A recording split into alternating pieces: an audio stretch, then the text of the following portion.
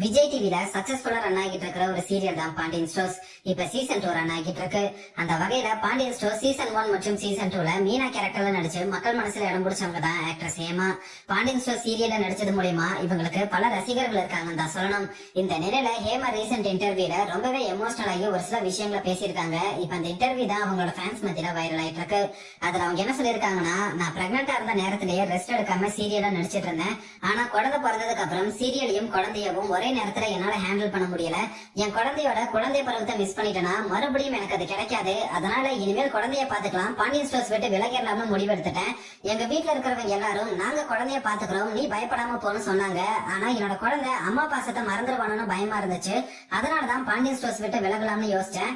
மேலும் நானே சுயமா நிறைய கஷ்டப்பட்டு இந்த இடத்துக்கு வந்திருக்கேன். அதனால அதையும் என்னால உடனே விட்டு கொடுக்க முடியல. சோ வீட்டுல கொடுத்த சப்போர்ட்னாலையும் என்னோட செல்ஃப் கான்பிடன்ட்னாலையும் தான் பாண்டியன் ஸ்டோர்ஸ் விட்டு விலகாம தொடர்ந்து நடிச்சிட்டு வரேன்னு ஹேமா சொல்லியிருக்காங்க. மேலும் எனக்கு ஒரு படத்துல வாய்ப்பு கிடைச்சது.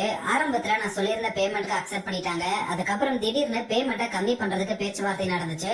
அப்ப நான் அவங்க கிட்ட இந்த பேமெண்ட்டுக்கு நடிக்க மாட்டேன்னு சொல்லிட்டேன். அதுக்கு அந்த மேனேஜர் என்கிட்ட மூஞ்சிக்கு படத்துல நடிக்கிறதுக்கு வாய்ப்பு கொடுக்கறதே பெரிய விஷயம்னு சொன்னாங்க. அதனால அந்த படத்தை விட்டு விலகிட்டேன். அதுக்கப்புறம் என்ன காரணம்னு தெரியல, அவங்க அந்த படத்தை முழுசா எடுக்கவே இல்ல, பாதியிலேயே ஸ்டாப் பண்ணிட்டாங்கன்னு ஹேமா சொல்லியிருக்காங்க.